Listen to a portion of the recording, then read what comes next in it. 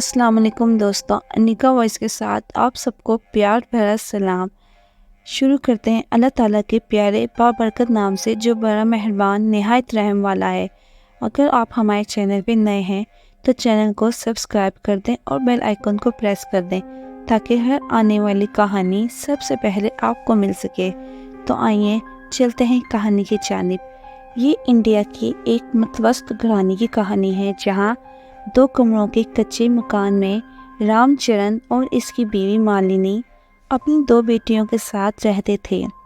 रामचरण और इसकी बीवी यूं ही गांव के छोटे मोटे से फंक्शन में, पार्टी, शादी ब्याह में नाच गाना करके अपना पेट पालते थे।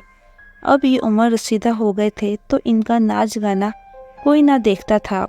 बात फाफों तक आ गई थी। सो इन दोनों मियाँ बीवी ने फैसला किया कि अब हम गीता और सीता को इस काम के लिए तैयार करना पड़ेगा।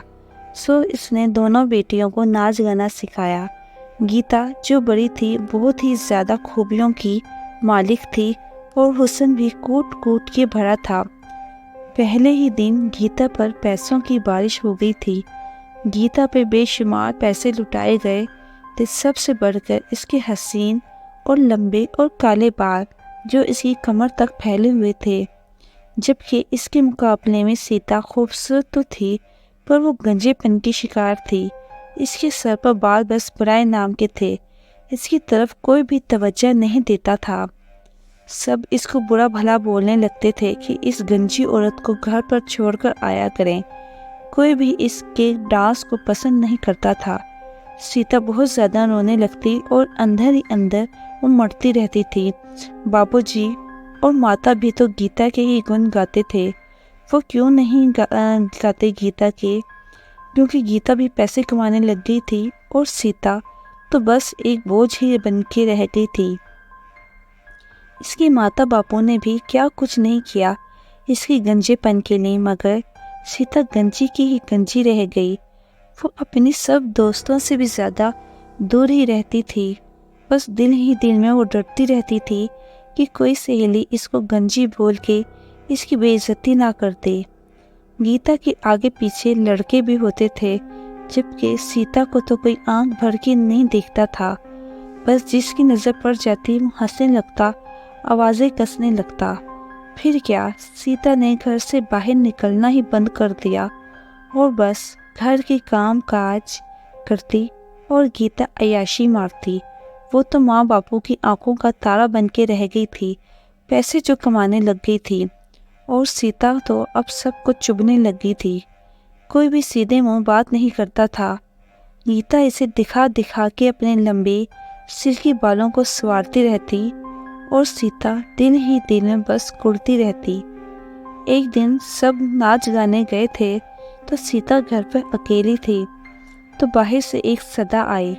किसी मांगने वाली भिखारी की सीता रोटी लेकर बाहर गई तो एक बाबा था। सीता ने इसे रोटी दी और फिर इस बाबा के पांव पकड़ लिए।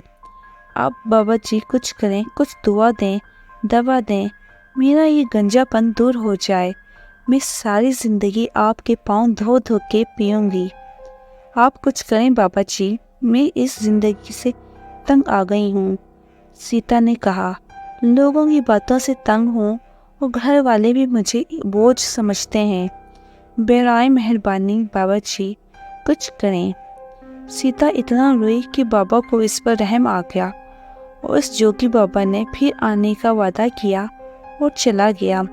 सीता अब दिन दिन गिनने लगी कि कब बाबा आए और मेरे भी गीता दीदी जैसे लंबे और घने बाल हो जाएं। फिर एक दिन फिर से वो जोगी बाबा की आवाज़ सुनाई दी। वो दौड़ के बाहर निकली। बाबा जी, आप कुछ लाए हैं मेरे लिए? सीता ने पूछा। जी जी लाया हूँ, मगर बेटी डरता हूँ तुम ये बाहर बर्दाश्त नहीं कर पाओगी। तुम्हारे बाल तो लंबे हो जाएंगे, मगर तुम इन बालों का बोझ सहन नहीं कर पाओगी। अभी भी मैं तुमको ऐसा करने से मना करता हूँ। नहीं नहीं बाबा जी, कुछ भी हो जाए, मुझे भी गीता दीदी जैसे लंबे और घने खूबसूरत बाल चाहिए। मैं कुछ भी करने के लिए तैयार हूँ। बस आप मुझे इलाज बताइए जिससे मेरे बाल उग आएं। सीता गिड़गिड़ाने लगी। तो बाबा एक बार फिर से बोले, बेटा मैं एक बार फिर तुमको मना करता हूँ, बाल तो तुम्हारे उग आएंगे मगर तुम इन बालों का बोझ नहीं उठा पाओगी। वो तुम्हारे गले का फंदा ना बन जाए। जो कि बाबा ने इसको बाज रहने को कहा, मगर सीता पर तो एक जुनून सवार था, चाहे इसकी जान ही क्यों ना चली जाए, मगर इसे लंबे बाल चाहिए थे हर कीमत पर। इस जोगी ने अपने थैले से एक नागिन की कैचरी निकाली और इसे गीता को देते हुए कहा, इसे बहुत ही राजदारी से ऐसी जगह दफन करना जहां लोगों का आना जाना ना हो और किसी को इस बात की भिनक तक भी ना पड़े। और दफन करने के बाद रोज थोड़ा थोड़ा इसे पानी देना। ठीक 40 दिन के बाद एक छोटा सा पौधा निकलेगा, फिर इसके साथ एक बीज भी पड़ेगा जो बिल्कुल नागिन जैसी शक्ल का होगा। फिर इस बीज को तोड़कर तुम इससे अपने बाल धोना, मगर एक बार फिर से सोच लेना, ये बाल तुम्हारे लिए मुबाले जान ना बन जाएं। जो कि बाबा ने सीता को समझाया। सीता रोज पौधे को पानी देती। इसने मकान के पीछे की तरफ दूर ये पौधा लगाया और बेचैनी से बस इंतज़ार करने लगी। घर में किसी से इसने इस बात का जिक्र तक नहीं किया था। बस 40 दिन तक मुतवातर से पानी देती रही और 40 दिन बाद ज़मीन से एक पौधा निकल आया।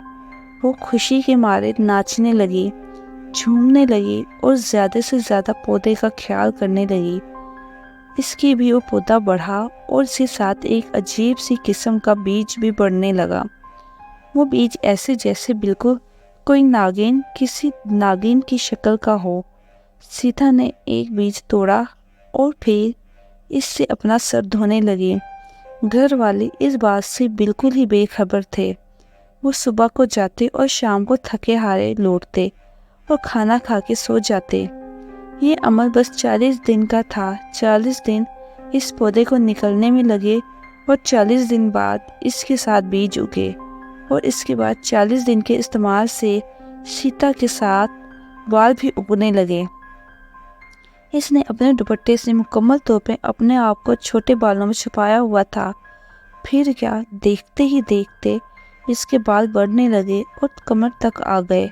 अब वो अपने लंबे और घने बालों को अपने दुपट्टे में भी कैद ना कर सकी।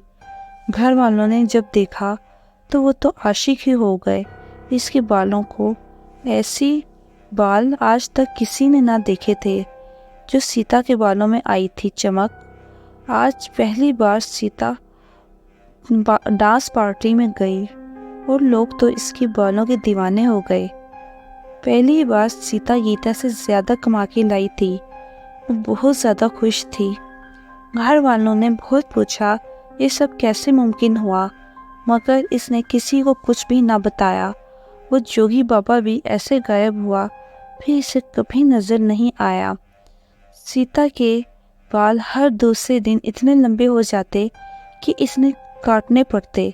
वो हैरान थी कि ये बाल हर दूसरे दिन पाँव तक कैसे लंबे हो जाते हैं। सीता इनको काट काट के तंग आ चुकी थी। रोज़ बढ़ने लगे और इसने रोज़ काट काट कर कमर तक करती और बाल फिर पाँव तक आ जाते। अब सीता कुछ बेचैन होने लगी थी। वो रोज़ काटती और रोज़ इसी तरह घने हो जाते। इसे अब जोगी बाबा की बातें याद आने लगी थीं कि ये तुम्हें नुकसान ना दे दें। वो बातें एक रात तो एक अजीब सा वाक़या हुआ सीता के साथ।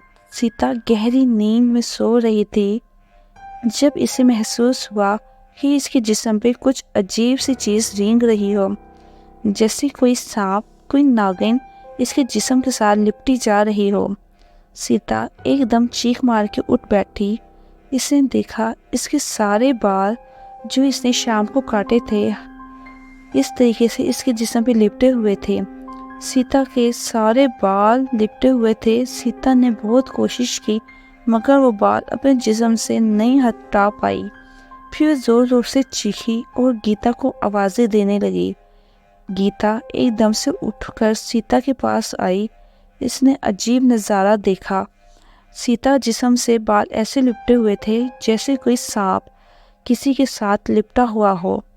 अब तो रोज़ ही तमाशा होने लगा था। वो रात को कैंची से बाल काटती और जिस्म में ऐसे चिमट जाते जैसे कि कोई सांप चिपटा हुआ हो। अब वो बहुत ज़्यादा रोना शुरू हो गई थी और दिन ब दिन उसकी खूबसूरती कम होती जा रही थी, क्योंकि वो परेशानी का बायस बन गए थे और वो बहुत ज़्यादा उदास रहने लगी थी। अब उसने अपने माँ बाप को सारी बात बता दी और कहा, मुझे क्षमा कर दीजिए बाबूजी, मुझसे बहुत बड़ी गलती हो गई है। इस जोगी बाबा ने तो मुझे बहुत समझाया था, मगर मैंने ही जिद करके उससे कहा था और उसकी एक ना सुनी। मुझ पर तो एक जुनून सवार था। बेचारी, अब तो उसके माँ बाप बहुत ज़्यादा परेशान हुए। सब की तो नींदें हराम हो गई थीं। बाल थिर के बढ़ते ही जा रहे थे। शाम को काटो और सुबह फिर से पाँव को छूने लगते और उसके गले का फंदा बने हुए मिलते। कि पंडितों को दिखाया, पूजा पाठ कराई, मगर सीता की दिन ब दिन हालत बिगड़ती ही जा रही थी और वो कमज़ोर होती जा रही थी। ऐसा लगता था ये बाल नहीं, किसी नागिन की आत्मा थी जो सीता से लिपट गई थी। सब घर वालों पे तो एक क़यामत ही टूट पड़ी थी। सब अब एक जगह पे बैठ गए थे कि अब क्या करें। रात भर कोई भी डर के मारे सोता नहीं था कि ये ना हो कि हम सो जाएं और हमारी बेटी को कुछ हो जाए। फिर एक दिन उन्हें किसी अल्लाह वाले ने बताया कि यहाँ मस्जिद के इमाम साहब हैं, वो अल्लाह वाले हैं, एक बार इनके पास जाया जाए। तो उसके पास इन्हें लेकर गए तो अल्लाह वो बहुत बड़े पहुँचे हुए थे। उन्होंने जब सीता को देखा तो कहा कि तुम्हारे बेटी पे जोगी ने काला इलम कर दिया है।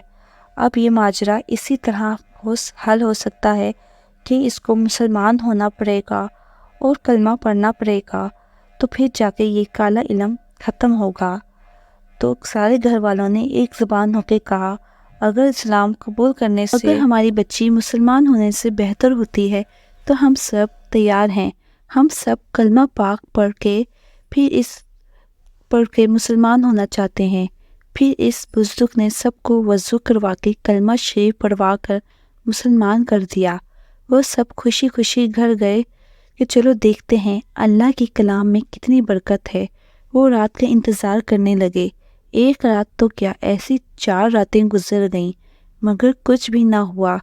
अल्लाह ताला की फजलो करम से इसके ऊपर से इस कलमे की बदौलत वो मुसीबत दूर हो गई और इनका खुदा और अल्लाह पर मुकम्मल ईमान पुख्ता हो गया।